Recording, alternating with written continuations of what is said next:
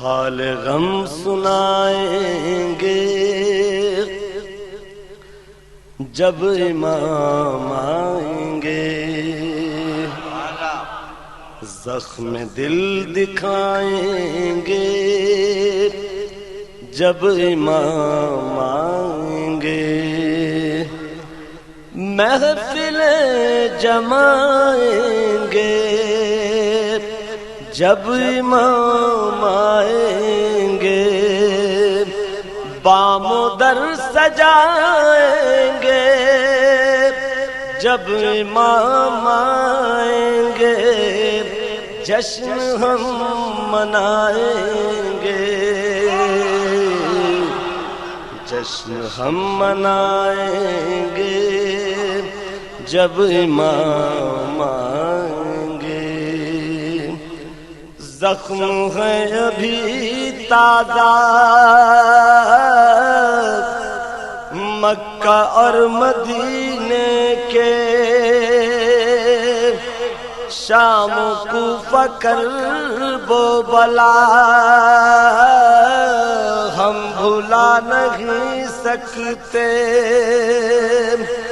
अज सकीफा ताई दम घर से नहीं पहुँचे, जितने दुख उठाए हैं हमने कलमा गोयों से,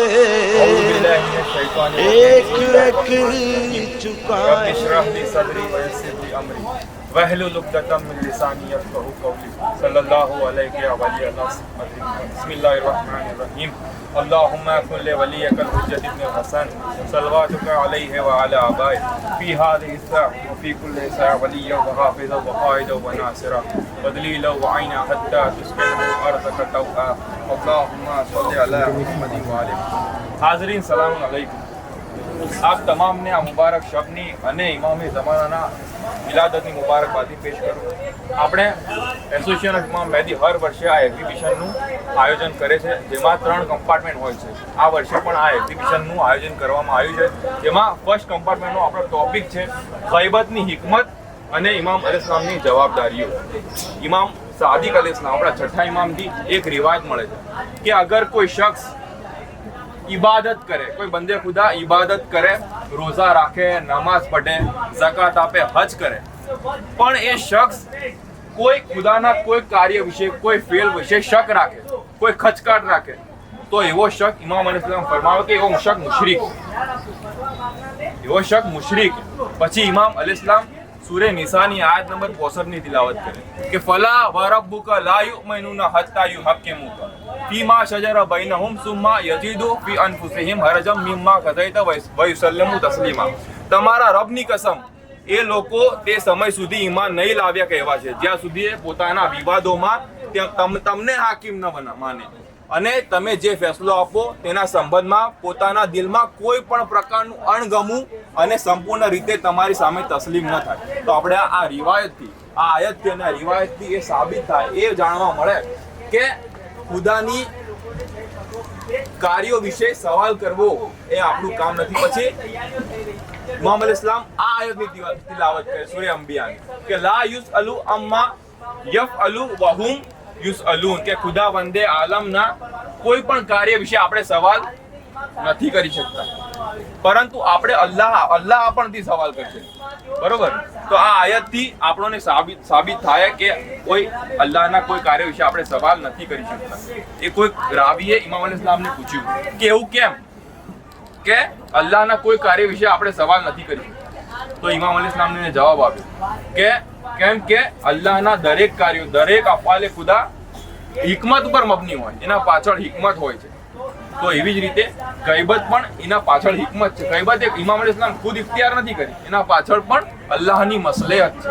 જેવી રીતે જનાબે યુનુસને અલ્લાહે હુકમ આપ્યો તો મછલીના પેટમાં રહેવાનું, એના પાછળ હિકમત હતી, એવી રીતે ગઈબતની પણ હિકમત છે। ઇબ્ને ફઝલથી રિવાયત છે, એક રાવી છે ઇબ્ને ફઝલ, એ બયાન કરે છે કે ઇમામ અલૈહિસ્સલામે ફરમાવ્યું કે અલ્લાહની આ ગઈબત જે છે એ અમરુમ બિન અમરિલ્લાહ છે, એટલે કે અલ્લાહની અમરમુતી એક અમર છે, સિરરુમ બિન સિરરિલ્લાહ છે કે અલ્લાહના રાઝોમાંથી એક રાઝ। તો સવાલ થાય કે આ રાઝ આપણને ક્યારે જાણવા મળશે? તો એક એની બીજી રિવાયત છે કે સદુકની એક કિતાબ કમાલુદ્દીન વ તમામુન નેમમાં દર્જ છે. એ ફરમાવે છે કે આ હિકમતનો રાજ જેવી રીતે જનાબે ખિઝરના અફઆલ, જનાબે ખિઝરના જે કાર્યો હતા, તમને યાદ છે કે હોડીમાં છેદ કરવું, દિવાલને પાડવું, એના પાછળ હિકમત હતી. અને જ્યારે ખબર પડે છે તો એ આપણે જાણવા મળે કે કાર્યો કેટલા જરૂરી હતા. બરોબર. એવી રીતે જ્યારે ઇમામનો ઝહૂર થાય અને ગૈબતના પાછળના જે હિકમતો એ આપણને આશ્કાર થશે, આપણા એ રાઝો ખુલશે, તો ઇન્સાનનું દિલ, આપણું મોમિનોના દિલ મુતમઈન થઈ જશે, આપણા દિલ મુતમઈન થઈ જશે. તો આપણને આ રિવાયતથી આપણને જાણવા મળે કે ગૈબત એક અલ્લાહનું હિકમત ઉપર મબની છે અને એના વિશે સવાલ કરવો એ જાયઝ નથી. અઉઝુ બિલ્લાહિ મિનશ શૈતાનિર રજીમ. બિસ્મિલ્લાહિર રહમાનિર રહીમ. સલામુન અલૈકુમ.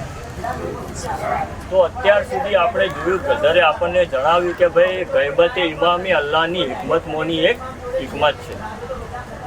તો અને એના ઉપર બાકી રહવું એક ઈમાનની નિશાની છે.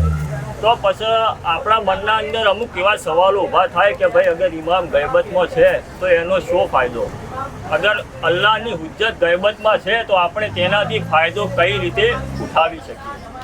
તો એના જવાબમાં આપણે જોઈએ કે ભાઈ અલ્લાહે હુજ્જત એ ખુદા એટલે કે ભાઈ ઇમામ અલૈહિસ્સલામની અમુક જિમ્મેદારીઓ આપી છે જે ઇમામ ગૈબતમાંથી પણ અદા કરી રહ્યા છે. તો એમાંની એક પહેલી ઉદાહરણ છે કે ભાઈ ઇમામ હુજ્જતે ખુદા છે. તો એના દલીલમાં હું તમને એક હદીસ કહું કે ભાઈ ઇમામ અલૈહિસ્સલામની હદીસ મળે છે કે ભાઈ અગર આ દુનિયામાં અગર હુજ્જતે ખુદા બાકી ના હોય તો આ જમીન ધસી પડે. એનો મતલબ કે ભાઈ ઇમામના વજૂદનું બરકત હોવું આ જમીનનું બાકી રહેવું છે, એ એમનો એક ફાયદો છે. પછી એક બીજું વાત હું તમને કહું કે ભાઈ એક ડૉક્ટરનું ઉદાહરણ આપું કે ભાઈ સપોઝ કે ભાઈ મને કંઈક પ્રોબ્લેમ છે અને સર્જન ડૉક્ટર હવે બોમ્બેના અંદર છે, તો ફોન ઉપર હું એમને કન્સલ્ટ કરું છું અને એ મને મેડિસિન લખી આપે છે અને હું સાજો થઈ જાઉં. એનો મતલબ કે ડૉક્ટર ત્યાં છે પણ હું અહીંયા છું, તો પણ હું તેમનાથી ફાયદો ઉઠાવી શકું છું. આપણે એવી જ રીતે ઇમામથી ફાયદો ઉઠાવીએ છીએ કારણ કે ઇમામ એમની જિમ્મેદારીઓને અદા કરી રહ્યા છે. પછી હું તમને એક બીજી કહું કે ભાઈ ઇમામ છે ને સબકત રાખવાવાળા પિતા સમાન છે. રસૂલે ખુદાની એક હદીસ છે કે ભાઈ હું અને અલી આ ઉમ્મતના પિતા છે. અને તરત જ હું તમને બીજી હદીસ કહું કે ભાઈ ઇમામે રઝા અલૈહિસ્સલામ ફરમાવે છે કે ભાઈ અલ ઇમામુ વાલિદુ શફીક, એટલે કે ઇમામ એ શપથ રાખવાવાળો પિતા સમાન છે. તો આપણે જોઈએ કે ભાઈ હું તમને એક ઉદાહરણ કહું ઇમામ અલૈહિસ્સલામના સમયનું કે એક રોમેલા નામનો શખ્સ મૌલાની બઝમમાં આવ્યો અને કહ્યું કે મૌલા હું કાલે બીમાર હતો, મને તાવ આવ્યો છે. તો ઇમામ અલૈહિસ્સલામે એના જવાબમાં એને કહ્યું કે રોમેલા મને ખબર છે કે તું કાલે બીમાર હતો. અગર મશરિકો મગરિબના અંદર અમારો કોઈ શિયા અગર પરેશાન હોય, તકલીફમાં હોય, બીમાર હોય તો એ બધી અમને ખબર હોય છે. અને આગળ વધીને ઇમામે ઝમાના અલૈહિસ્સલામે શેખ મુફીદને લેટરમાં પણ કહ્યું હતું કે અમે ક્યારેય તમારા હાલથી ગાફિલ થતા નથી. પછી આગળ એક બીજી જિમ્મેદારી આપણે જોઈએ કે ભાઈ ઇમામની અમુક બીજી જિમ્મેદારી છે કે ભાઈ લોકોની મદદ કરવી, લોકોના રહેબર હોવું, લીડર હોવું. અને એક લાસ્ટ જિમ્મેદારીમાં આપણે જોઈએ કે ભાઈ અલ્લાહની નેમતો જે આપણા સુધી પહોંચે છે, ઇમામ એ ફૈઝનો વાસ્તો છે. તમે આમાં પાછળ જોઈ શકો છો ઇમામની અમુક જિમ્મેદારીઓ. એનો મતલબ એ થયો કે ભાઈ આ દુનિયાની જેટલી બી નેમતો આપણા સુધી પહોંચે છે, સપોઝ કે બારાને રહેમતનું હોવું, અનાજ ઉગવું, ફળ ઉગવા, સૂરજની રોશની, હત્તા કે આપણા દસ્તરખાન ઉપર જે પણ રિસ્ક આવે છે ઇમામના વાસ્તા થકી આવે છે. તો હું આ કમ્પાર્ટમેન્ટનો સારાંશમાં હું તમને એટલું કહું કે ભાઈ ગૈબતે ઇમામે અલ્લાહની એક હિકમત છે અને જ્યારે પણ ઇમામનો ઝહૂર થશે એટલે મોમિનોની સામે હિકમતના રાજ આસ્કાર થશે અને એમના દિલ મુતમઈન થઈ જશે. અને બીજો પાર્ટ આપણે જોયો કે ભાઈ ઇમામની રિસ્પોન્સિબિલિટી, ઇમામની જવાબદારીઓ.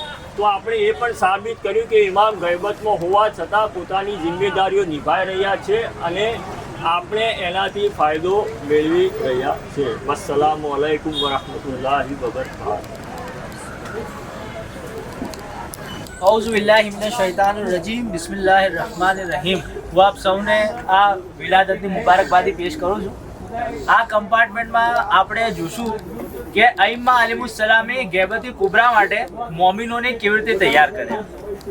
દોસ્તો આપણે જાણીએ છીએ કે એક રાજા એના રાજ્યમાં બધા કામ પોતે નથી કરતો. એ આ જ વસ્તુ ઇમામ અલી ઇસ્લામ 1400 વર્ષ પહેલા કહી દીધી હતી. ઇમામ અલી ઇસ્લામ ફરમાવ્યું વ નઝ્મે અમરેકો, કે તમારા કાર્યોને સુવ્યવસ્થિત રાખો, મતલબ તમારા કાર્યોમાં મેનેજમેન્ટ લાવો. અને આ જ વસ્તુ આપણે અઈમ્મા અલી ઇસ્લામને જોઈએ તો એના પહેલા હું તમને કહી દઉં કે અઈમ્મા અલૈહિમુસ સલામ જે તબલીગ કરતા હતા, દીનનું કામ કરતા હતા અને લોકોની હિદાયત કરતા હતા. તો લોકોની હિદાયત થાય અને સમાજ એ દીનદાર બને એના માટે 4 વસ્તુની જરૂરત પડે. પહેલી વસ્તુ કે કુરાન અને તફસીરની તાલીમ એની જરૂરત પડે. બીજું ઇસ્લામી અહેકામ જાણવાની જરૂરત પડે. ત્રીજું ઇસ્લામ વિરુદ્ધ જે શંકાઓ ઊભી કરવામાં આવે એનો જવાબ આપવાની જરૂરત પડે. અને ચોથું લોકોના આપસના જે મતભેદ હોય એના દૂર કરવાની જરૂરત પડે. આ 4 વસ્તુની જરૂરત પડે. તો ઇમામ અલૈહિમુસ સલામ અને રસૂલ ખુદા સલ્લલ્લાહુ અલૈહિ વસલ્લમ આ બધા કામ જાતે કર્યા, આપણે ઇતિહાસમાં જોઈએ છે. પણ ઇતિહાસમાં આપણે સાથે સાથે એ જોઈએ કે આ કામ અઈમ્મા અલૈહિમુસ સલામ બીજા લોકોના જોડે પણ કરાવ્યા છે. જેમ કે આપણે ઇતિહાસનો એક દાખલો લઈએ કે રસૂલ ખુદા સલ્લલ્લાહુ અલૈહિ વસલ્લમ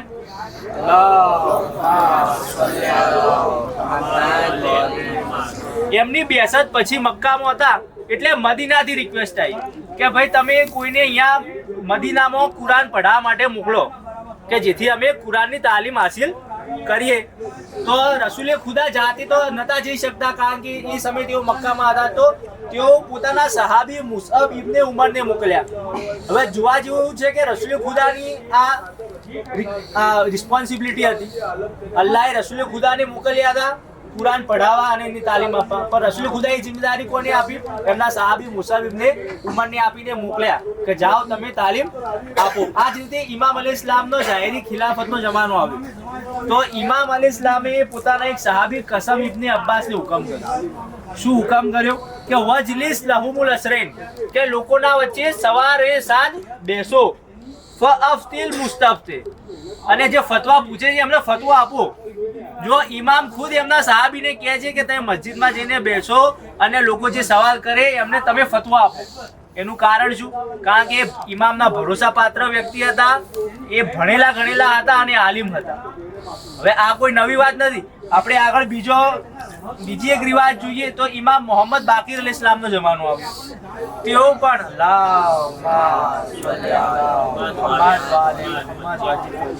તેઓ પોતાના સહાબી અબાન બિન તગલેબને આવો જ કંઈક હુકમ કર્યો. ઇમામ અલી ઇસ્લામ ફરમાવ્યું ઇજલિસ ફી મસ્જિદિલ મદીના, કે મદીનાની મસ્જિદમાં બેસો. બેસીને શું કરો? ફઅફતિન નાસ, અને લોકોને ફતવા આપો. અહીંયા પણ ફતવાનો શબ્દ આવ્યો હદીસમાં કે ફતવા આપો. તો આ ગેબતે કુબરાની તૈયારીઓ થાય છે કે જ્યારે ગેબતે કુબરા આવશે અને ઇમામ સામે હાજર નહીં હોય તો લોકો કોને પૂછે? તો ઇમામ હમણાંથી જ લોકોને તૈયાર કરે છે અને એમના સહાબીને જ કહે છે કે તમે ફતવો આપો. આપણે આગળ વધીએ તો ઇમામ જાફર સાદિક અલી ઇસ્લામથી પણ આવી એક હદીસ મળે છે.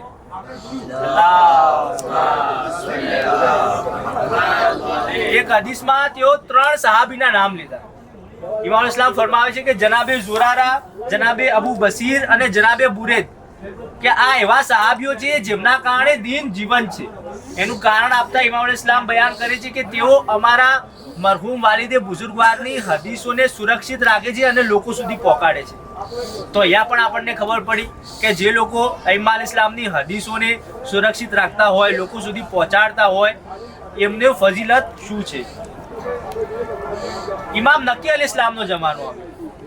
હવે જો એકે બધા ઇમામના જમાનાના વાક્યા અહીંયા રજૂ કરવામાં આવે છે કે ઇમામ નકી અલી ઇસ્લામના જમાનામાં જનાબે અહેમદ બિન ઇસાક નામના શખ્સ ઇમામ પાસે પહોંચ્યા અને કીધું કે મૌલા, હું તમારાથી બહુ દૂર રહું છું, તમારા શહેરમાં નથી રહેતો. હવે એ મુમકિન નથી કે મારા હરેક સવાલ લઈને હું રોજબરોજ તમારી જોડે આવી શકું. તો તમે કોઈ એવા માણસનું નામ બતાવો કે જેને હું આ સવાલ કરી શકું અને એના જોડેથી મારા સવાલના દીની સવાલના જવાબ મેળવી શકું. તો ઇમામ અલી ઇસ્લામ એક નામ લીધું. તમે બધા નામ જાણતા જશો. ઉસ્માન બિન સૈયદ અમરી. આ કોણ હતા? ગૈબતે કુબરાના પહેલા નાયબ. ઇમામ નકી અલી ઇસ્લામ પહેલેથી જ કહી દીધું કે આમના જોડે તમે જાઓ, એમને સવાલ કરો, આ અમારા ભરોસાપાત્ર વ્યક્તિ છે અને એમનું અનુસરણ કરો. અનુસરણ કરવાનું પણ કહી દીધું. હવે આ વ્યક્તિ જનાબે અહેમદ ઇબ્ને ઇસાક ફરીવાર 11મા ઇમામના જમાનામાં એમના જોડે પહોંચે છે અને કહે છે મૌલા હું તમારાથી બહુ દૂર રહું છું, હું કોને સવાલ કરું, કોના સાથે રાબેતો રાખું? તો ઇમામ અલૈહિસ્સલામ હવે 2 નામ કહે છે. તમે આ બંને નામ પણ જાણો છો. પહેલું નામ એ જ કે ઉસ્માન બિન સઈદ અમરી અને બીજા એમના ફરજંદ મોહમ્મદ બિન ઉસ્માન. આ બંને અમારા ભરોસા પાત્ર છે. તમે એમના જોડે જાઓ, સવાલ કરો અને એ જે પણ કે એનું અનુસરણ કરો. જોયું તમે કે ગેવતે કુબરાના જે પહેલા 2 નાયબે ખાસ છે એમના જોડે પહેલાથી જ ઇમામ નકી અલૈહિસ્સલામ ને 11મા ઇમામ અલૈહિસ્સલામ લોકોને જવાનું કહેવાનું શરૂ કરી દીધું હતું. હવે જ્યારે ગેબતનો જમાનો આવ્યો 360 હિજરી આવી ગઈ તો હવે લોકો કોના જોડે સવાલ કરે, કોના જોડે જાય? તો 12મા ઇમામ અલૈહિસ્સલામે આ 4 નાયબ બનાવ્યા, નાયબે ખાસ.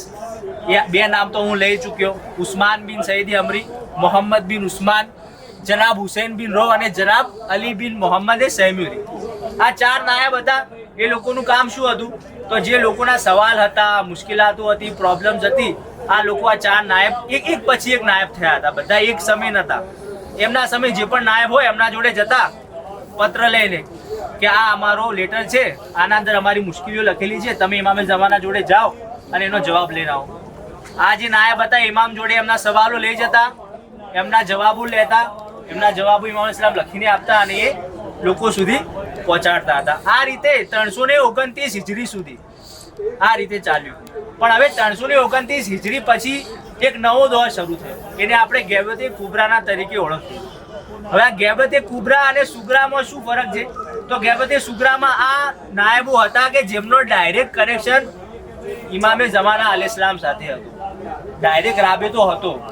પણ ગેબતે કુબરામાં એવો કોઈ રાબેતો નથી, બધા રાબેતા ખતમ થઈ ચૂક્યા. હવે કોઈ એવો માણસ નથી કે જે એવો દાવો કરી શકે કે હું ઇમામને જ્યારે ચાહું ત્યારે મળી શકું. હદીસમાં એટલા સુધી કીધું કે જો આવો માણસ કોઈ દાવો કરે તો એ જૂઠો છે. તો હવે કોઈ દાવો તો નથી કરી શકતું, કોઈ ડાયરેક્ટ મળી નથી શકતું. તો હવે શું કરું? તો એના માટે હું અહીંયા 2 રિવાયતો પેશ કરીશ. એમાંથી જે પહેલી રિવાયત છે એ આપણા 11મા ઇમામ અલૈહિસ્સલામ જ બયાન કરી છે. ઇમામ ઇસ્લામ કીધું કે આ જે ગેબતના જમાનાના આલિમો છે એમની 4 સિફતો છે. એ 4 સિફતો જો આ આલિમ જોડે હોય તો તમે એમના જોડે જજો, એમને સવાલ કરજો અને જે કંઈ કે એનું અનુસરણ કરજો. હવે આ 4 સિફતો કઈ છે? તો ઇમામ ઇસ્લામ કહે છે કે આ આલિમ કેવા હશે? સાઈનન લે નફસે, કે પોતાના નફ્સને મહેફૂઝ રાખતા હોય. હાફિઝન લે દીને, કે પોતાના દીનનું રક્ષણ કરતા હોય. મુખાલિફન અલા હવાય, કે પોતાની ખ્વાહિશાતથી મુખાલિફ હોય, પોતાની ખ્વાહિશાત ઉપર અમલ ન કરતા હોય. અને છેલ્લું મુતિયન લે અમરે, કે ઇમામ એમના જમાનાના ઇમામના મુતિઓ ફરમાબરદાર હોય.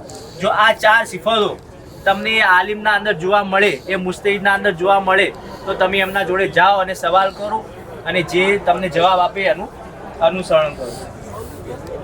આવી જ કંઈક હદીસ ઇમામ નકી અલૈહિસ્સલામ પણ ફરમાવી ચૂક્યા હતા. ઇમામ નકી અલૈહિસ્સલામ કીધું કે જો આવા આલિમો ન હોત તો અમારા ઝઈફ શિયા બચી ન શકત. અને પછી કહે છે કે આવા આલિમો એ ઘોડીના ચાલક જેવા હોય છે કે જે તેમના મુસાફરોને બચાવીને લઈ જાય છે. હવે રહી બીજી રિવાયત. તો એ બીજી રિવાયત ઇમામે જમાના અલૈહિસ્સલામ એક તોકીમાં જે ઇમામ અલૈહિસ્સલામ લેટર લખે એમના ચાહવાળાને, એને કહેવાય તોકી. તો એના અંદર લખીને એક હદીસ બયાન કરી. શું હદીસ હતી? કે અમ્મલ હવાદિસુલ વાકિયતુ ફરજઉ ફીહા ઇલા રુવાયતી હદીસિના, કે ઘટનારી ઘટનાઓમાં અને વાક્યોમાં તમે કોના તરફ રજૂ થાવ? તો જે અમારી હદીસો બયાન કરતું હોય એના તરફ રજૂ થાવ. એનું કારણ શું? ફઇન્નહુમ હુજ્જતી અલૈકુમ, કારણ કે તેઓ તમારા ઉપર મારા તરફથી હુજ્જત છે. આ આલિમો તમારા ઉપર મારા તરફથી હુજ્જત છે. ઇમામ કહે છે વ અના હુજ્જતિલ્લાહી અલૈહિમ, અને હું અલ્લાહ તરફથી તેમના ઉપર હુજ્જત છું. ખરેખર આ કેટલો મોટો શરફ આપી દીધો આવા આલિમોને કે જે પોતાની દીનની સુરક્ષા કરતા હોય, પોતે આલિમ હોય, ઇમામના ઇતાઅત ગુજાર હોય. આવા આલિમો તરફ આપણા એમમાં આલિમ ઇસ્લામ આપણને જવાનું કીધું છે. હવે અહીંયા પ્રશ્ન થાય, અમુક લોકો કહે કે ભાઈ અમે ગેર માસૂમની તકલીફ કેવી રીતે કરીએ? જે મુસ્તહિદો છે એ કંઈ માસૂમ તો નથી હમણાં ગેબતે કુબરામાં. તો એનો જવાબ આપણને આ કમ્પાર્ટમેન્ટમાં ઇન્શાલ્લાહ મળી ગયો કે એવું કંઈ છે નહીં કે આ ગેબતે સુગરામાં જે સિસ્ટમ આપણે હમણાં છે કે આપણે મુસ્તહિદ જોડે જઈએ અને એ સવાલ કરીને જવાબ મળે, એ કોઈ નવી સિસ્ટમ છે ના. આપણે જોઈ ચૂક્યા કે રસૂલ ખુદા સલ્લલ્લાહુ અલૈહિ વસલ્લમના જમાનામાં, ઇમામ અલી ઇસ્લામના જમાનામાં, ઇમામ મોહમ્મદ બાકિર ઇસ્લામના, ઇમામ જાફર સાદિક ઇસ્લામના, એ રીતે બધા ઇમામના આપણે દાખલા જોયા કે એમના જમાનામાં એ હાજર હતા તો પણ એના કીધું કે તમે આમના જોડે જાઓ, અથવા તેઓ એમના સાહાબીને કીધું કે હું નહીં, તમે જઈને મસ્જિદમાં બેસો ને ફતવો આપો. મતલબ આ સિસ્ટમ કોઈ નવી છે નહીં. આ બધું ગૈબતે કુબરાની તૈયારી થઈ રહી છે કે જ્યારે ગૈબતે કુબરા આવે તો લોકો આ આલિમો તરફ જાય, એમને નવું ના લાગે અને એમના સવાલોનો જવાબ હાસિલ કરે. હવે આપણે નેક્સ્ટ કમ્પાર્ટમેન્ટમાં જોશું કે આ ગૈબતે કુબરા જ્યારે શરૂ થઈ તો આ દીનને આ આલિમો કેવી રીતે આગળ વધાર્યું. વાખિરુ દાવાના અને અલ્હમ્દુલિલ્લાહી રબ્બિલ આલમીન. જવાબદારી છે. એના બાદ બીજા કમ્પાર્ટમેન્ટમાં આપણે લોકોએ સાંભળ્યું કે દીનના હવાલાથી ઇમામ અલૈહિસ્સલામની શું જવાબદારી હતી અને ગૈબતે કુબરા માટે ઇમામ અલૈહિસ્સલામે કેવી તૈયારીઓ કરી ઈમામ અલૈહિસ્સલામ. આજના ત્રીસરા કમ્પાર્ટમેન્ટના અંદર આપણે એ સબ્જેક્ટ ઉપર વાત કરી રહ્યા છીએ કે ગૈબતે કુબરાની જ્યારે શરૂઆત થઈ તેના બાદ આપણા મરાજે કેરામ અને ઓલમાએ કેરામે આ દીનને કઈ રીતે આગળ વધાર્યું અને આપણા સુધી પહોંચાડ્યું. તો સૌથી પહેલાં વાત કરીએ કે જ્યારે ગૈબતે કુબરાની શરૂઆત થઈ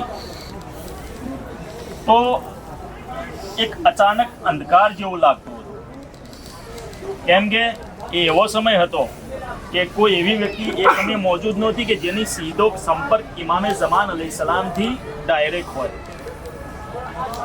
એ સમય એવો હતો કે કોઈ વ્યક્તિ એવું નહોતું કે જેનો સંપર્ક ઇમામ સાથે ડાયરેક્ટ હોય. હવે આ વાતને આપણે એક નાની એવી બાબતથી સમજીએ. આપ લોકો તસવ્વુર કરો કે આપણે એક જગ્યાએ બેઠા છીએ, આ જગ્યા ઉપર બેઠા છીએ અને અચાનક લાઇટ જતી રહે. લાઇટ જાય તો એને ફરી પાછા આવતા થોડો સમય લાગશે. થોડો સમય લાગેનું કારણ કે જે જગ્યાએ બગડ્યું છે એનું રિપેર કરવામાં આવશે, પાવર સપ્લાય પાછો ચાલુ કરવામાં આવશે અને લાઇટ આવશે.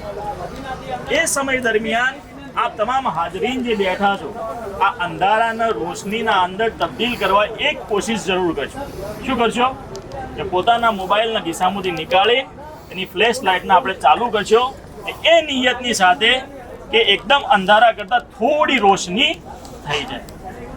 ગૈબતે કુબરાની શરૂઆતના અંદર એ સમયના ઓલમાએ કિરામે આ જ વસ્તુ કરી. ઇમામની મોજૂદગી ન હોવાના કારણે એટલે કે ગૈબતના કારણે આ દીનને બચાવવાનું કામ અને દીનને આગળ પહોંચાડવાની જવાબદારી એ સમયના ઓલમાએ કિરામ ઉપાડી. જેમ કે વાત કરીએ એ સમયે શેખે સદુક અલૈહિ રહેમા, શેખે કુલૈની અલૈહિ રહેમાએ આપણી જે કદીમી કિતાબો હતી એ કિતાબોને ભેગી કરવાનું શરૂ કર્યું. એ કિતાબોના અંદરથી અહલે બેત અલૈહિસ્સલામની રિવાયતોને ભેગી કરી અને એના અલગ અલગ સબ્જેક્ટ ઉપર વહેંચણી કરવામાં આવી. હવે એ વહેંચણીની અગર વાત કરીએ તો એક સબ્જેક્ટ હાલના સમયના અંદર તમારા સામે એક એક્ઝામ્પલ તરીકે બતાવું કે ઇલ્મ અને અક્લ ઉપર એક કિતાબ અગર લખવી હોય, ઇલ્મ અને અક્લ ઉપર જે રિવાયતો ભેગી કરવામાં આવી એ રિવાયતો એટલી બધી રિવાયતો હતી કે જેના કારણે એક કિતાબના બે મોટા મોટા વોલ્યુમ બની જાય. જેમાંની અમુક રિવાયતો આપની સામે બયાન કરું કે જેના અંદર એક પહેલી રિવાયત છે કે રસૂલે ખુદા સલ્લલ્લાહુ અલૈહિ વસલ્લમે ફરમાવ્યું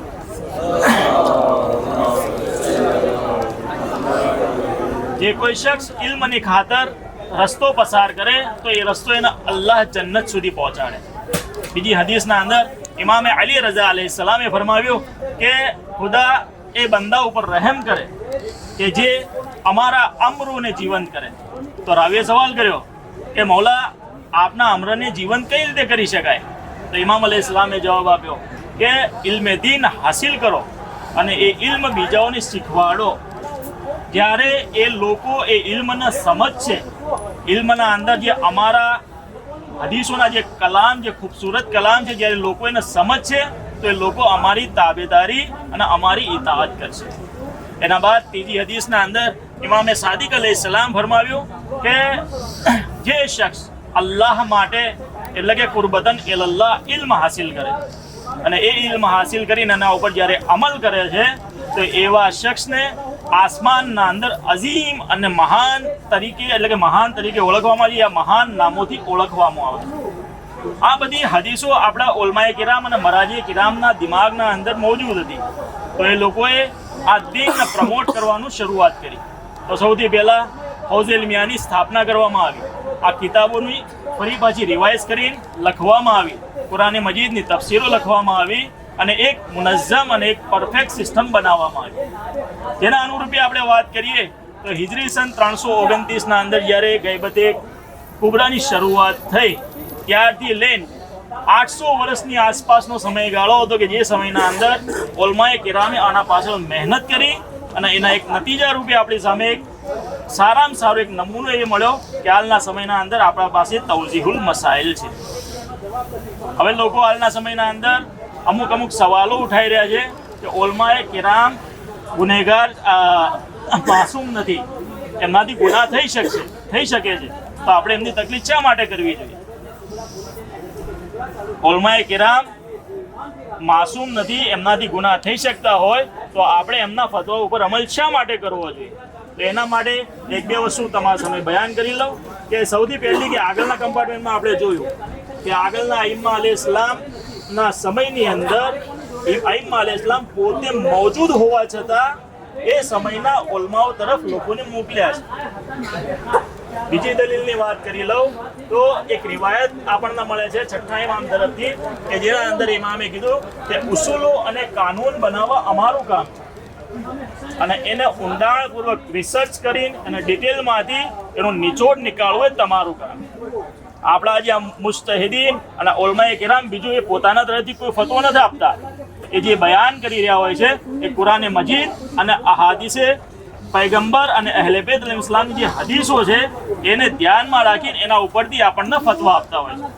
આ બાબતને એક સારી રીતે સમજી લઈએ કે આજના સમયના અંદર ઘણી બધી ફાઇનાન્શિયલ પ્રોડક્ટો છે અને આ ફાઇનાન્શિયલ સ્કીમો છે એમ કહી શકીએ કે જેના અંદર આપણને ખબર નથી કે એના અંદર વ્યાજ છે કે નહીં. દાખલા તરીકે એક શખ્સ મહારાજે કિરામના સવાલ કર્યો કે શેરના અંદરથી જે નફો મળે એ હલાલ છે કે હરામ છે? ડિબેન્ચર્સના અંદર જે આપણે રોકાણ કર્યું હોય એ હલાલ છે કે હરામ છે? તો એ સમયે હદીસના અંદર તો ન તો શેરનું ડિસ્કશન મળતું આપણને, ન તો ડિવિડન્ડનો કોઈ શબ્દ મળતો, ન તો ડિબેન્ચરનો શબ્દ મળતો. તો ઉલમાએ કિરામ એ પ્રોડક્ટના અંદર એનાલિસિસ કરતા હોય કુરાન અને હદીસની રોશનીના અંદર અને એના બાદ એ નતીજો આપણને આપ્યો કે જે શેરના અંદર ઇન્વેસ્ટમેન્ટ થતું હોય છે એક નફા અને નુકસાનના દારોમદાર ઉપર હોય છે એટલે એ હલાલ છે. જ્યારે ડિબેન્ચર્સના અંદર જે રોકાણ થતું હોય એ ફિક્સ મુદ્દત ઉપર ચાહે કંપની નફો કરે કે નુકસાન કરે પણ એને એ વળતર મળવાનું એટલે એક ફિક્સ એમાઉન્ટ હોવાના કારણે હરામ છે. ઇન શોર્ટ ઉલમાએ કિરામ એ વસ્તુ કરી રહ્યા છે કે જે રસૂલુલ્લાહે જે વસ્તુને હલાલ કરી હતી એ હલાલ જ હોય છે, જે હરામ હતી હરામ જ હોય છે. કોઈ દિવસ આપના ઉલમાએ કિરામ યા મરાએ કિરામ એ વસ્તુને જે કે રસૂલુલ્લાહે હલાલ કરી હતી નથી એને હરામ કરતા અને નથી જે રસૂલુલ્લાહે હરામ કરી એને હલાલ કરતા. ઇન શોર્ટ ઉલમાએ કિરામ જે કરી રહ્યા છે એ એક સંશોધન છે કે જે એનું એનાલિસિસ કરતા હોય છે ને એના આપણા સામે એક સિમ્પલ રૂપના અંદર પ્રેઝન્ટ કરતા હોય. હવે એક બીજો આજના સમયના અંદર લોકો સવાલ કરતા હોય કે ટેકનોલોજીના સમયના અંદર ઇન્ટરનેટ ઉપર આપણી ઘણી બધી કિતાબો મોજૂદ છે તો હવે આપણે ઉલમાઓની શા માટે તકલીફ કરવી જોઈએ? તો એને બી એક સારી રીતે સમજી લઈએ કે ભાઈ મેડિકલની ભાષાના અંદર આપણે મેડિકલની વાત કરીએ મેડિકલ સબ્જેક્ટના અંદર તો એની પણ કિતાબો બધી ઓનલાઈન મોજૂદ છે તો આપણે શા માટે ડૉક્ટર પાસે જઈએ? સિમ્પલ સવાલ છે આપણો. ડૉક્ટરનું હોવું અલગ વસ્તુ છે, કિતાબોનું હોવું અલગ વસ્તુ છે.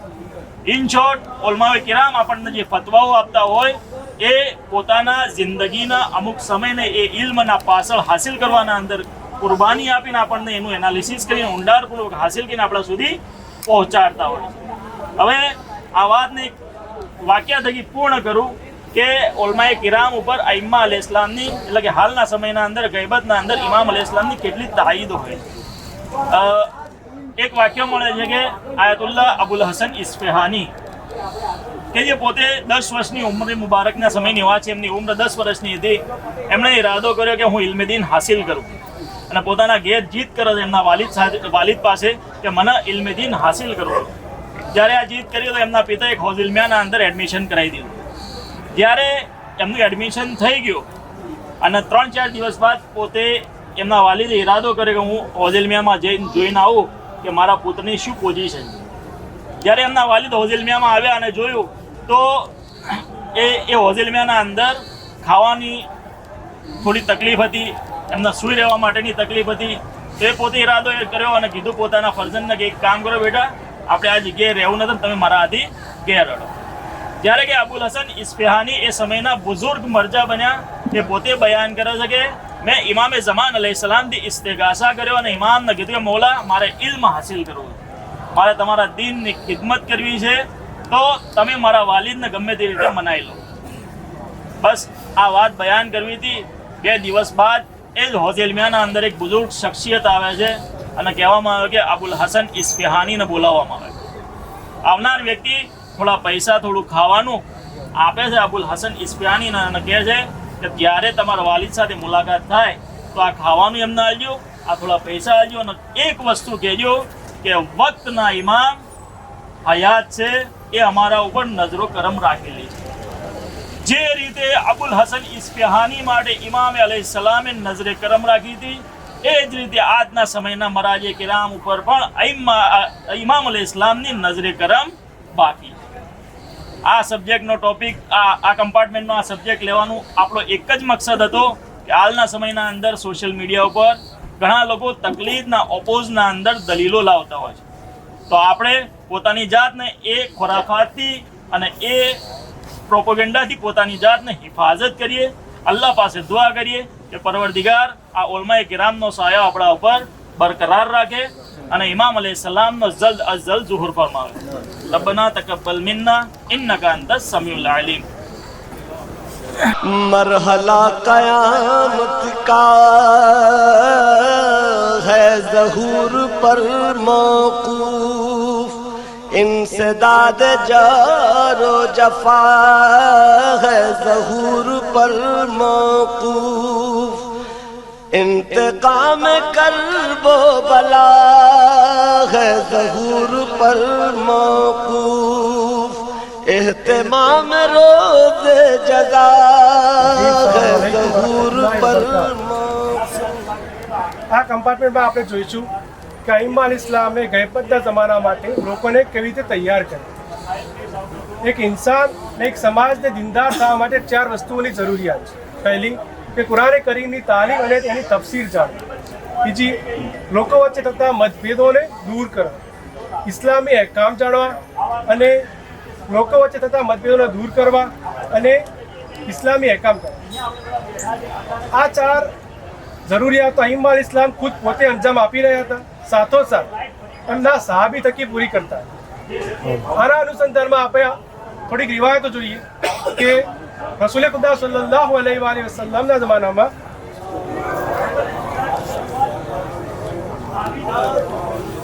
લોકોએ એમને વિનંતી કરી કે અમને કુરાન કરીમની તાલીમ આપો.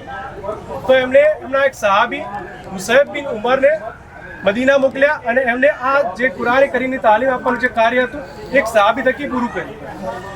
આ રીતે ઇમામે અલી અલી ઇસ્લામના જમાનામાં જોવા મળે છે કે ઇમામ અલી ઇસ્લામ એમના એક સહાબી કૈસમ બિન અબ્બાસને મક્કા મોકલ્યા અને એમણે કહ્યું કે તમે એમને લોકો વચ્ચે સવાર સાંજ બેસો, ફતવો માંગનારને ફતવો આપો, જાહિલને એની સાથે તાલીમ આપો અને આલિમને સાથે ઇલ્મી ગુફ્તગુ કરો.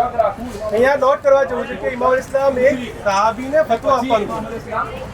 આગળ ઇમામે મોહમ્મદ બાકિર અલ ઇસ્લામના જમાનામાં એમણે એમના એક સહાબી અબાન બિન તબલગને કહ્યું કે તમે મદીનાની મસ્જિદમાં બેસો અને લોકોને ફતવો આપો. ઇમામ અલ ઇસ્લામ એક સહાબીને ફતવો આપવાનું કહી રહ્યા છે જે હજી તે માસૂમ નથી, પણ અલ્લાહ એ અમાનતદાર અને આલિમ છે અને ભરોસાપાત્ર વ્યક્તિ છે. હવે આગળ ઇમામે જાફર સાદિક અલ ઇસ્લામ ફરમાવે છે કે જનાબે ઝુરારા, જનાબે અબુ બસીર અને જનાબે બુરૈન આ ત્રણે અમારા દીનને જીવંત રાખી. અને ઇમામે અલી નકી અલ ઇસ્લામના જમાનામાં જનાબે અહેમદ બિન ઇસ્હાકે સવાલ કર્યો કે મૌલા હું બહુ દૂર રહું છું અને મને કોઈ સવાલ થાય તો હું કોને પૂછું.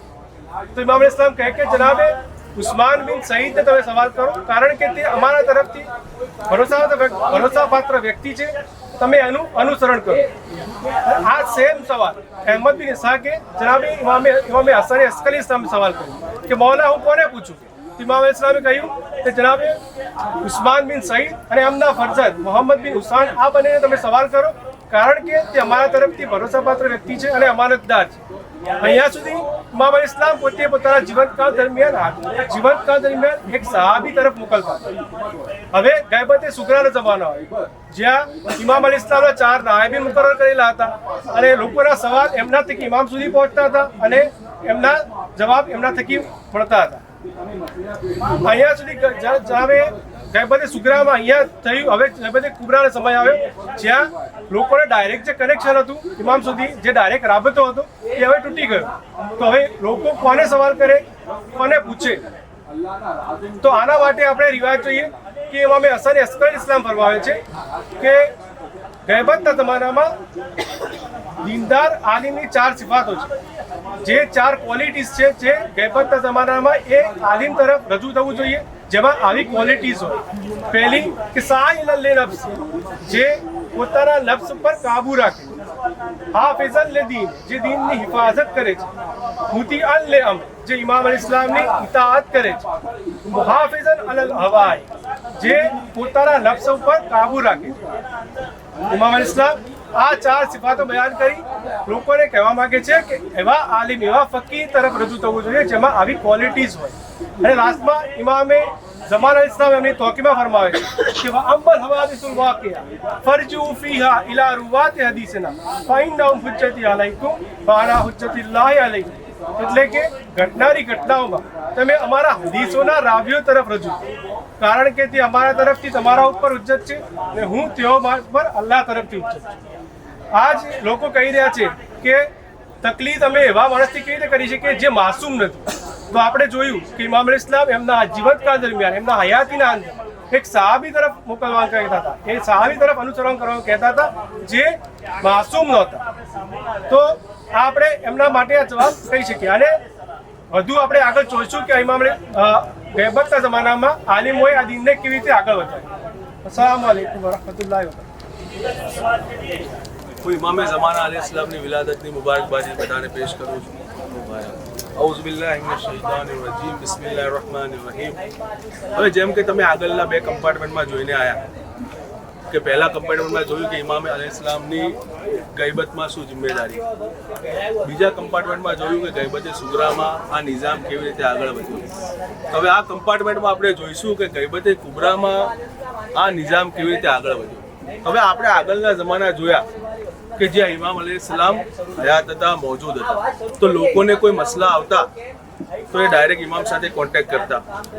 અગર એ દૂર રહેતા તો સફર કરીને આવતા અને ઇમામ સાથે રાબતો કરતા. એના પછી જોઈએ કે ગૈબતે સુગરા, તો ગૈબતે સુગરામાં પણ ઇમામે 4 નાયબ અપોઇન્ટ કર્યા હતા કે લોકોને કોઈ તકલીફ હતી કે મસાઇલ હતા તો એ નાયબ પાસે જતા, ઇમામ પાસેથી સોલ્યુશન લાવીને આપતા. પણ હવે આ ગૈબતે કુબરા એવો જમાનો છે કે જ્યાં ડાયરેક્ટ કોન્ટેક્ટ ઇમામ સાથે પોસિબલ હતો નહીં. આ સમય એવો હતો કે આલમે ઇસ્લામ ઉપર જાણે કે એક અધિકાર હતો. હું એક એક્ઝામ્પલ આલું, મુનાસિબ તો નથી પણ ખાલી એક અન્ડરસ્ટેન્ડિંગ માટે કે હમણાં આપણે અહીંયા બેઠા છે બધા અને આ લાઇટ જતી રહે તો તરત તો આવવાનું નથી. એનો કંઈક ફોલ્ટ હશે, એ ફોલ્ટ પકડાશે, એના પછી આવશે. એ સમયમાં આપણે શું કરશું? બધા પોતપોતાના મોબાઈલ કાઢશે અને ફ્લેશ ચાલુ કરશે કે ભાઈ એ સમય માટે જે થોડી રાહત થાય. તો એ જ સમયે જે ગૈબતે કુબરાનો સમય ચાલુ થયો, એ સમયના જે ઉલમાઓ હતા કે શેખે કુલૈની અલૈહિ રહેમા, શેખે સદુક અલૈહિ રહેમા, એ આ ઇસ્લામનો પરચમ પોતાના હાથમાં લીધો. અને એ લોકોએ શું કર્યું? તો એ લોકોએ ઇમામ અલી ઇસ્લામની જે રિવાયતો હતી, હદીસો હતી અને જે કિતાબો હતી એ બધી ભેગી કરી. એ ભેગી કરીને એને અસોર્ટ કરી, અલગ અલગ એના હિસ્સા કર્યા કે અગર ફિકરની હોય, અકીદાની વાત હોય, ઇલ્મની વાત હોય. તો આપણે જોઈએ કે અલ્લામા મજલિસી અલૈહિ રહેમાની જે બિહારુલ અનવાર છે એના પહેલા બંને જિલ્દ ઇલ્મ પર છે. તો એમાંની આપણે અમુક હદીસ જોઈએ કે હઝરત રસૂલ ખુદા સલ્લલ્લાહુ અલૈહિ વસલ્લમ ફરમાયું કે જે કોઈ ઇલ્મની ખાતર રસ્તો પસાર કરે છે ખુદાવંદે આલમ તેને જન્નત તરફ લઈ જાય છે. બીજી હદીસમાં ઇમામ અલી રઝા અલૈહિસ્સલામ ફરમાવે છે કે ખુદાવંદે આલમ તે શખ્સ ઉપર રહેમ કરે છે કે જે અમારા અમરને જીવંત કરે છે. તો રાવીએ પૂછ્યું અમે કેવી રીતે આપણા અમરોને જીવંત કરીએ? તો ઇમામ અલૈહિસ્સલામે ફરમાવ્યું અમારા ઇલ્મને શીખો અને લોકોને તાલીમ આપો. જ્યારે લોકો અમારા કલામની સુંદરતાથી માહિતગાર થશે તો તેઓ અમારું અનુસરણ કરશે. તો હવે આપણે આગળ જોઈને આવ્યા કે ભાઈ ઇમામ એમના સમયમાં પણ ગૈરે માસૂમને અપોઇન્ટ કરેલા હતા અને કીધું હતું કે ભાઈ એમનું અનુસરણ કરજો. તો આજના સમયમાં લોકો વિરોધ કરે છે કે ભાઈ આ તો ગૈરે માસૂમ છે, એમનું અનુસરણ કેવી રીતે કરીએ. તો આજના સમયમાં આપણે જોઈએ કે જે અહેલે બેત અલૈહિસ્સલામે જે રીતે જિંદગી જીવવાનું કીધું છે, મુસ્તહબાત ઉપર અમલ કરો, મકરૂહાતથી બચવું. આપણે જોઈએ કે આપણા મુસ્તહિદો બધું અમલ કરતા હોય. આગલા કમ્પાર્ટમેન્ટમાં તમે એક હદીસે જોઈ કે જેમાં ઇમામે કીધું કે ભાઈ આ 4-5 શરતો છે એ પ્રમાણે અગર એમાં મૂકવા જઈએ તો આપણે જોઈ શકીએ છીએ કે આપણા મુસ્તહિદો એમાં ફોલ કરે છે. ફરી કે ભાઈ આ તો ગેરે માસૂમ છે, એમનાથી તો ભૂલ થઈ શકે. તો આ આપણો એક મસલો છે કે ભાઈ વ્યાજ હરામ છે. વ્યાજ હરામ છે. આજની તારીખમાં આપણે જોઈએ કે માર્કેટમાં કેટલાય ફાઇનાન્શિયલ પ્રોડક્ટ્સ આવી ગયા છે, SIP છે, શેર્સ છે, ડિબેન્ચર્સ છે, બરાબર. હવે એક માણસ એક આલિમ પાસે ગયો અને મસલો પૂછ્યો કે ભાઈ શેર્સ પર જે ડિવિડન્ડ મળે એ હલાલ છે કે હરામ છે, અને ડિબેન્ચર્સ પર જે વળતર મળે છે એ હલાલ છે કે હરામ છે. હવે મને કહો કે આપણી કોઈ હદીસ કે રિવાયતમાં શેર્સ અને ડિબેન્ચર્સ શબ્દ વપરાયો છે? આપણા પાસે શું છે કે ભાઈ વ્યાજ હરામ છે. શેર્સ કે ડિબેન્ચર્સ કોઈ હદીસમાં આવ્યું છે? તો આ લોકોએ ફતવો કેવી રીતે આપ્યો?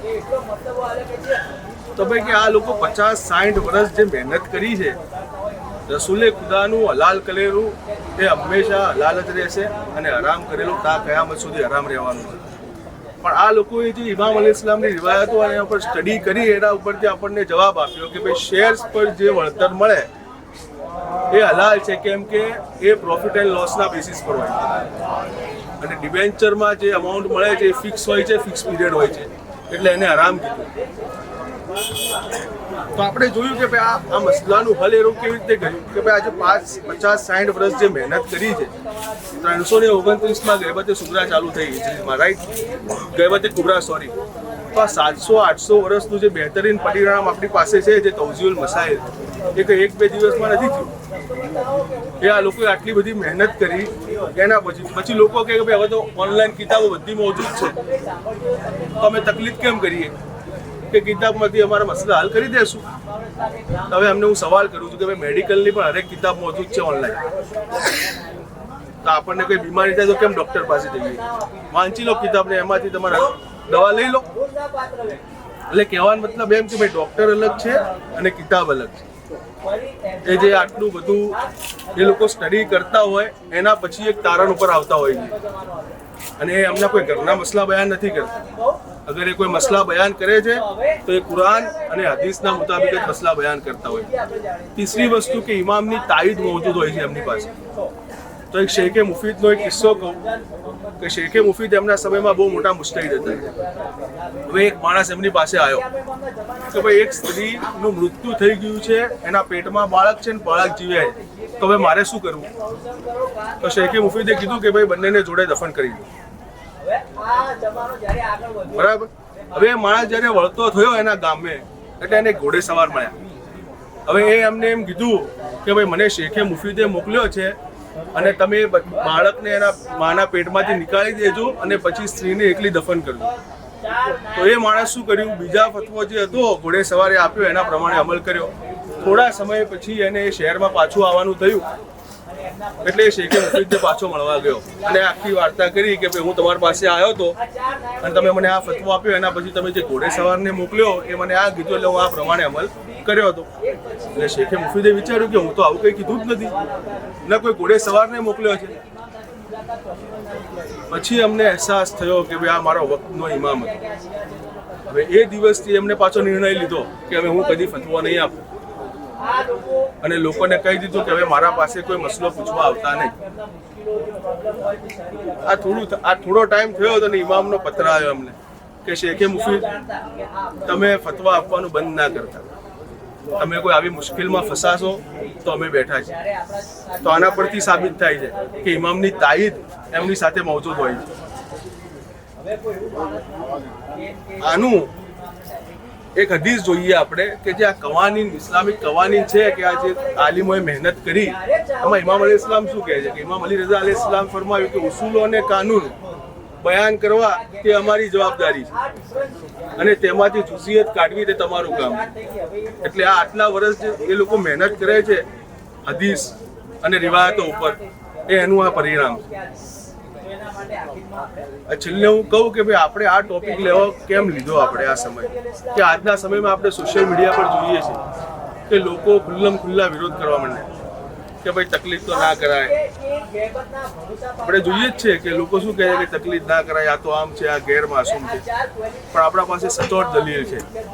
અગાઉ જોયું આપણે કે ઇમામ એમના સમયમાં પણ આ કહીને ગયા હતા અને એ જે પ્રમાણે આપણને હદીસમાં કીધું કે આ પ્રમાણે એ લોકો સેટ થવા જોઈએ, એમના અખલાક એ હરેક રીતે આપણા ઉલમાઓ સેટ થાય.